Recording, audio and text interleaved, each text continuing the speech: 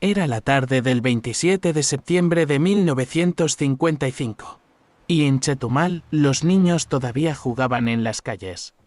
Las mujeres tendían ropa. Los hombres terminaban sus jornadas en los aserraderos y las tiendas de la zona baja de la ciudad.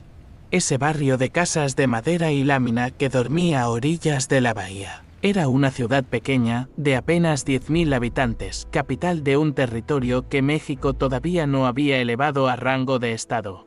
Un rincón olvidado en el extremo sureste del país, donde la selva se abría apenas para dejar espacio a las casas y los callejones de tierra. Tenía 50 años de fundada.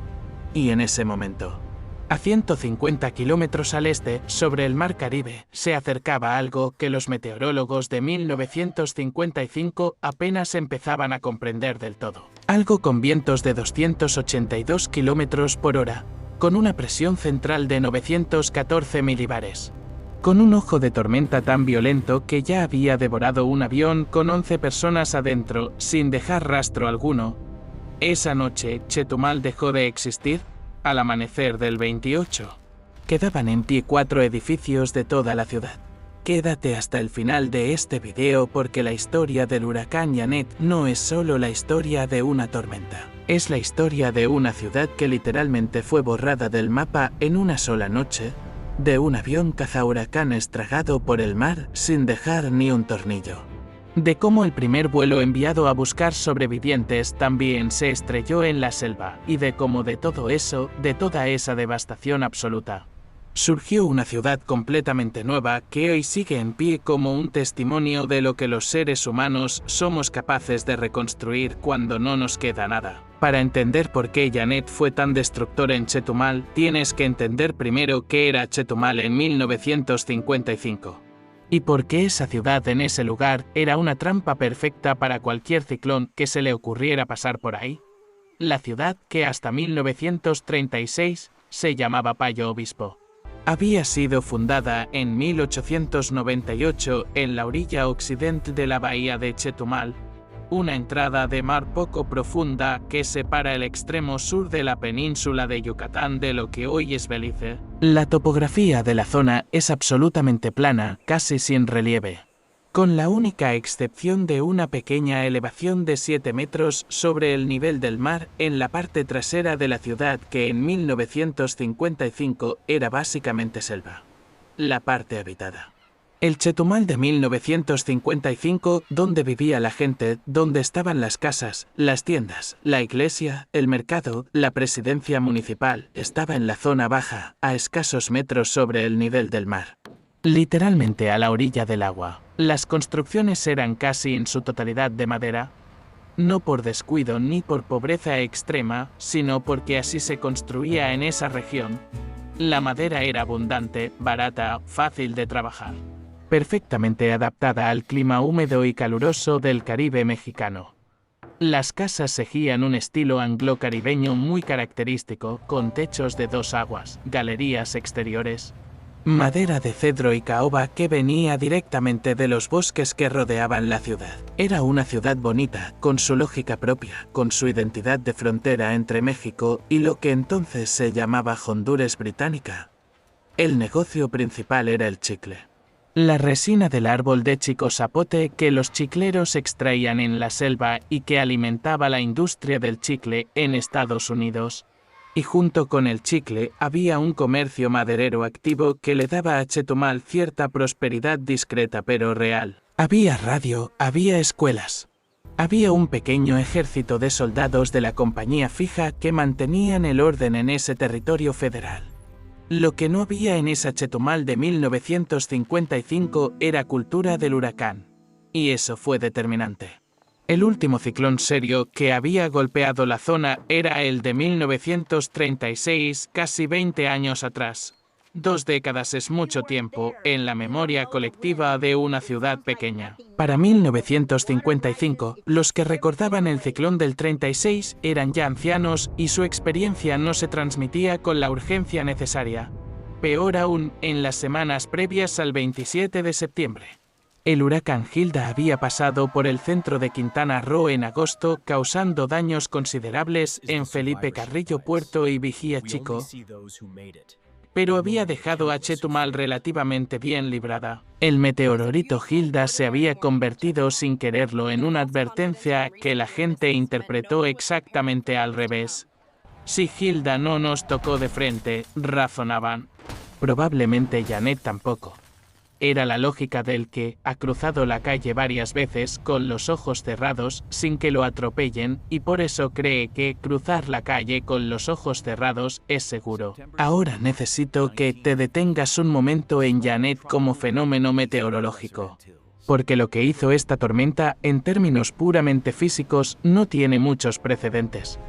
Janet nació el 21 de septiembre de 1955 como una onda tropical al este de las Antillas Menores, a unos 560 kilómetros de Barbados. Los primeros en notarla no fueron los meteorólogos del gobierno, sino los pilotos de dos aerolíneas comerciales, Air France y Iberia, que informaron de una perturbación tropical débil en la zona. Al día siguiente, cuando Janet llegó a Barbados, ya era un huracán mayor. Golpeó Barbados con vientos sostenidos de 195 km por hora, colapsó edificios, dejó a miles sin hogar y mató a 38 personas. Después pasó entre Granada y Carriacou y mató a 122 más. En total, solo en las Antillas Menores. Janet causó 189 muertos y $7.800.000 en daños antes de ni siquiera haber llegado al Mar Caribe Central. Pero lo más inquietante de Janet no fue cómo comenzó, fue cómo creció. Después de Barbados y Granada, la tormenta se desorganizó brevemente, sus vientos bajaron a 140 km por hora. Y los meteorólogos que la seguían respiraron con alivio relativo. Ese alivio duró menos de un día, el 24 de septiembre. Janet empezó a reintensificarse sobre las aguas cálidas del Caribe Central con una velocidad que resultó alarmante incluso para los estándares de los huracanes. Para el 25 ya era categoría 4. Para el 27, con vientos de 282 km por hora, era el huracán más intenso registrado en ese punto del Atlántico en toda la temporada. Y seguía fortaleciéndose mientras avanzaba directamente hacia la península de Yucatán. Fue en ese momento, el 26 de septiembre, cuando ocurrió uno de los episodios más perturbadores de toda esta historia. Y uno que no aparece en ningún monumento ni conmemoración de Chetumal, pero que forma parte inseparable de la historia de Janet. Desde la base de la Marina de los Estados Unidos en Guantánamo, Cuba, despegó un avión de reconocimiento Lockheed P-2V Neptune, conocido en clave como Snow Globe FIBE, nube de nieve 5. Del Escuadrón de Reconocimiento Aerotransportado y Detección Temprana de la Armada estadounidense. El avión llevaba 9 tripulantes militares y 2 periodistas canadienses que se habían sumado para cubrir la tormenta. Su misión era entrar al huracán, medir su presión central, su intensidad real, y determinar con mayor precisión su trayectoria de impacto. Era una misión rutinaria para los estándares de los cazahuracanes de los años 50, quienes ya habían volado hacia decenas de tormentas anteriores.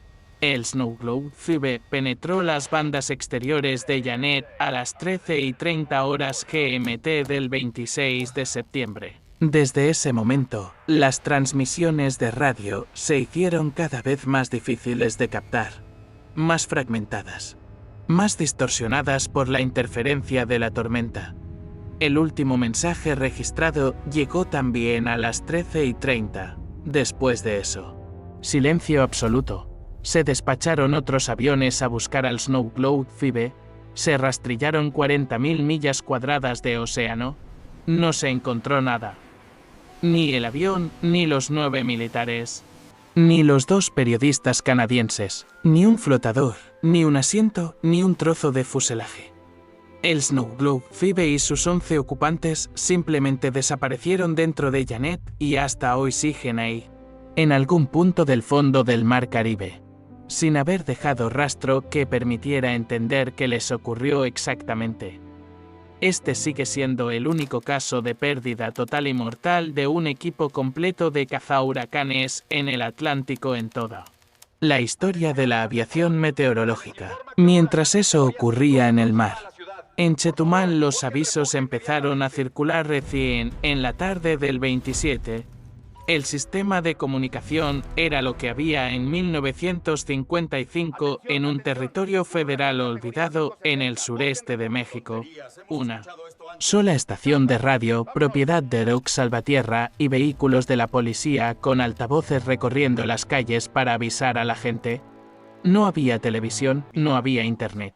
No había aplicaciones de meteorología, no había sistema de alerta temprana establecido. Los mensajes que circulaban a lo largo del día eran contradictorios, imprecisos.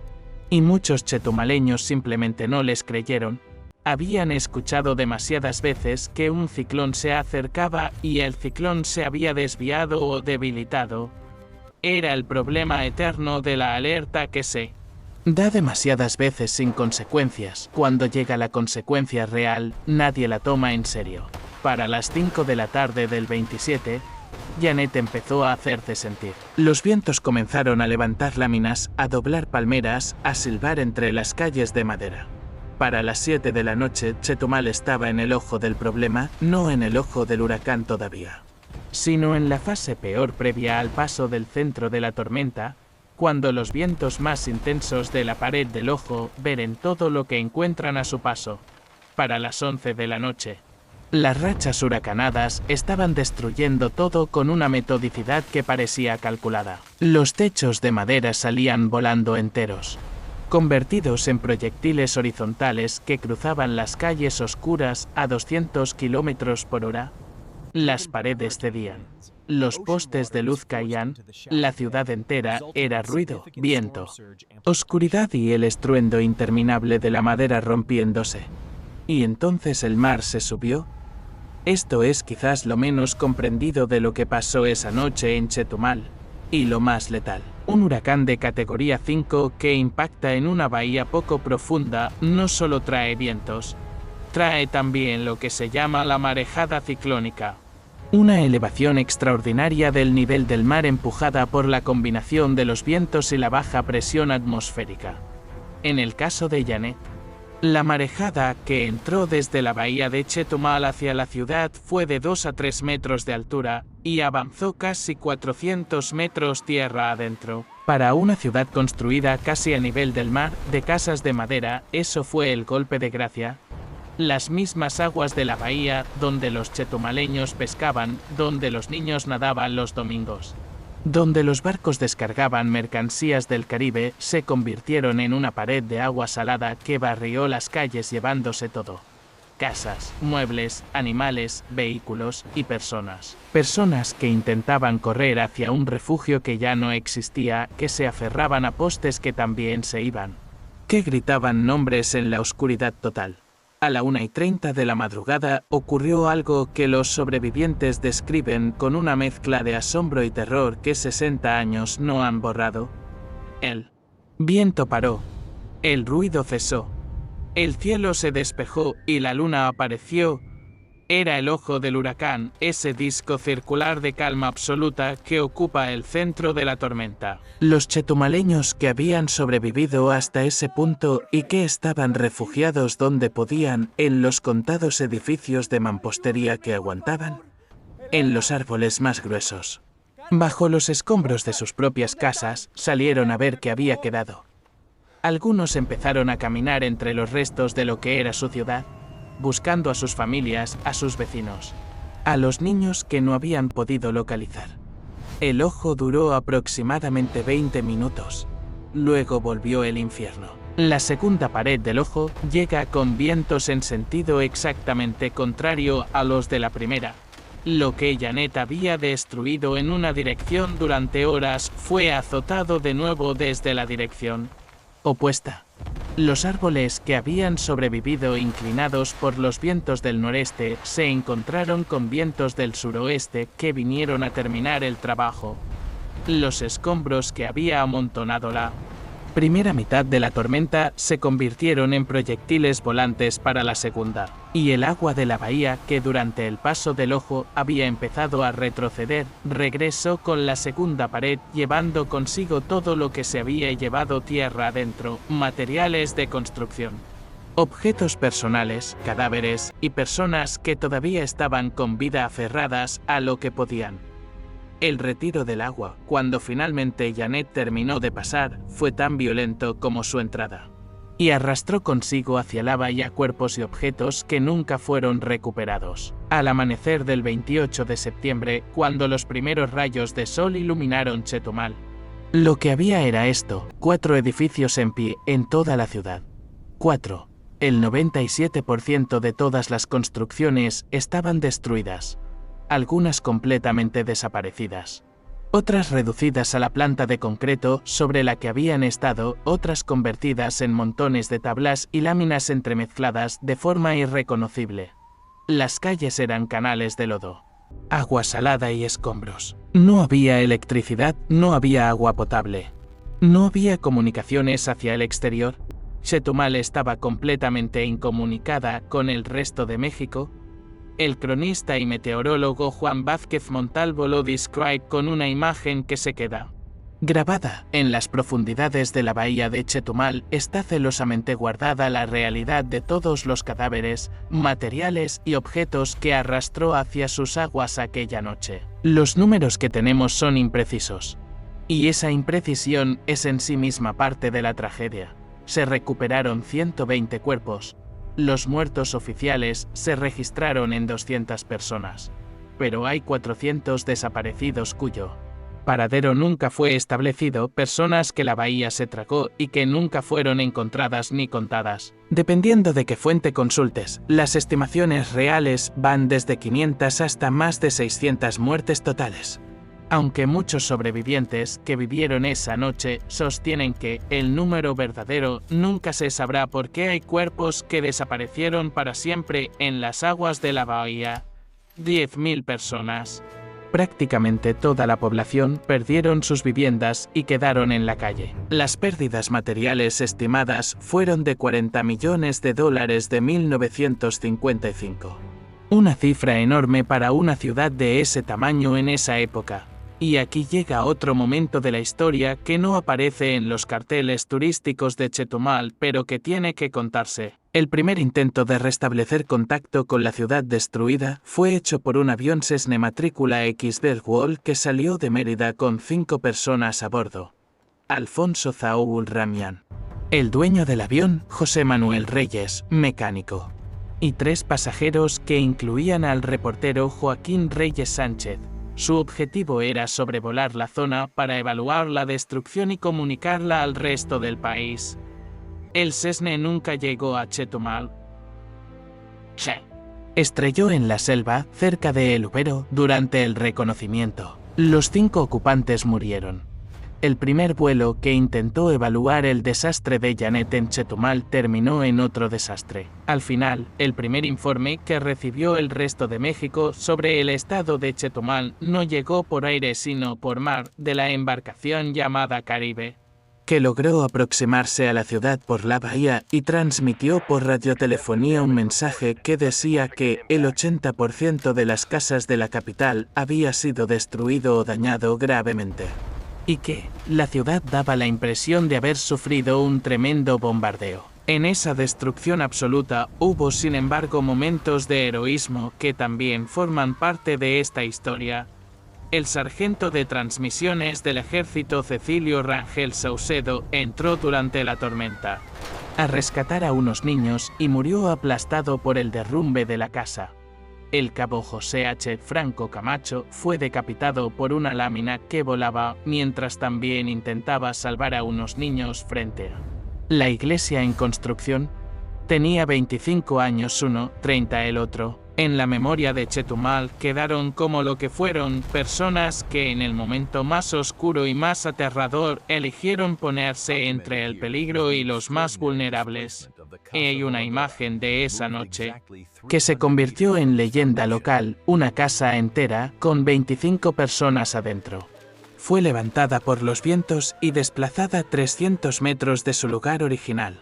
Las 25 personas sobrevivieron. Hoy esa casa, conocida como la Casa Voladora y perteneciente a la familia Bellos, sigue en pie en el centro de Chetumal como uno de los contados testigos físicos que quedaron de la ciudad de madera que Janet destruyó.